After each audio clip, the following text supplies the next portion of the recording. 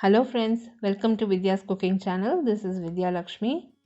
Today I'm going to be preparing pumpkin shorba. This is perfect for the weather. It's quite windy in Bangalore and it's monsoon season, so it was very nice and tasty. I've laid out all the ingredients required for this recipe. We'll require 2 large onions which I've peeled and roughly chopped and reserved. I've peeled and reserved 1-inch ginger. We'll require 1.5 kgs of pumpkin, 2 large potatoes which is peeled and chopped and reserved. I've used 1 vegetable stock cube. For the shorba or the spice water, we'll require coriander seeds, cinnamon, black cardamom, star anise, cloves and peppercorns. I'll also be using parsley flakes, pepper powder and chili flakes. You can use fresh basil, mint and coriander. It's your preference. I like parsley in this particular soup, so that's the reason I've added parsley flakes.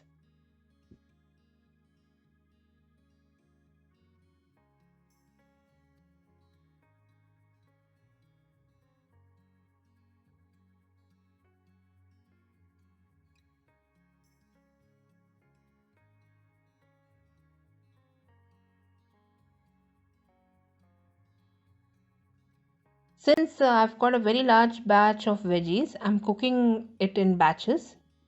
So I'll cook the pumpkin first. I've added the pumpkin to a pressure pan and added 2 cups of water. I'll cover the pressure pan, place a whistle and cook the pumpkin for 2 whistles, that is 5 minutes. So the pumpkin will get mushy and it will be easy for us to grind. So I've cooked the pumpkin first and then later on I'll be cooking the potato and onion. While the pumpkin is cooking, I'll prepare the shorba or the spice water for the soup. For the spice water or the soup, I've taken 2 cups of water in a pot. I've added ginger and all the spices to the water and place this on medium flame. We'll allow it to boil.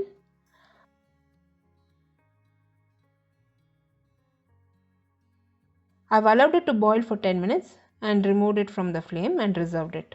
So the spice water is ready. At this point, the pumpkin has also cooked. So using a slotted spoon, I've drained the pumpkin and reserved the pumpkin. So there's enough water to cook the potato and the onion.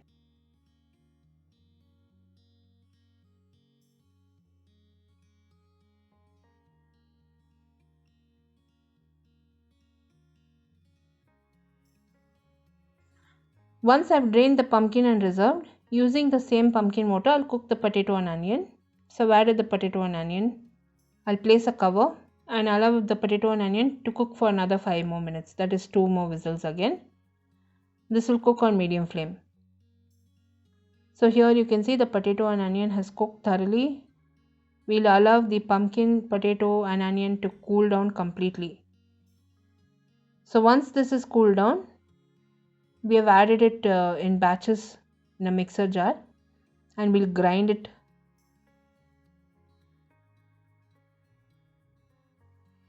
We'll grind the pumpkin to form a fine puree. And here I've transferred the pumpkin puree to a sieve and I'm straining it. It's very simple process. You have to grind it. Once it cools down, then you have to transfer it to the sieve and strain it. This is to make sure that there is no hard fibers and everything is mushy. So once I've strained the pumpkin, we'll use that masala pani and dilute the soup.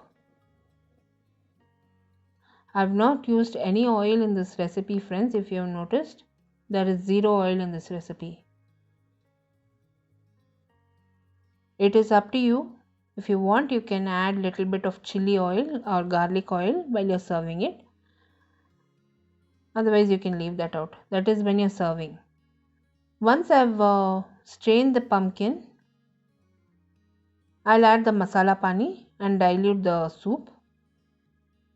All the ingredients and measurements used in this recipe will be listed in the description box below this video. All the ingredients and measurements used in this recipe will be listed in the description box below this video, friends. A detailed recipe will be posted on my blog. Blog link will be listed in the description box below this video, or you can click the icon above this video which will direct you to my blog. The same recipe is translated in Tamil language and posted on YouTube Tamil.